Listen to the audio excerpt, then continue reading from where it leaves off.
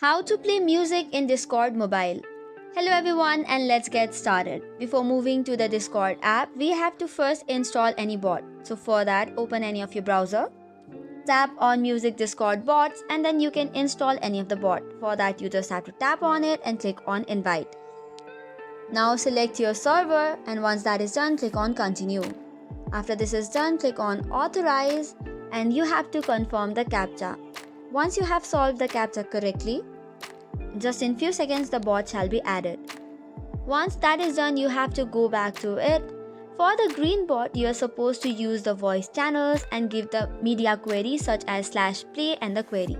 However, I have already installed the Carbon bot, so for that you have to write in /play and then we have to search the name of the song that we want to play. And just in few seconds, you'll be able to play music in Discord mobile app. So that's all for today. For more such contents, do not forget to hit the like and subscribe button. Thank you and keep watching.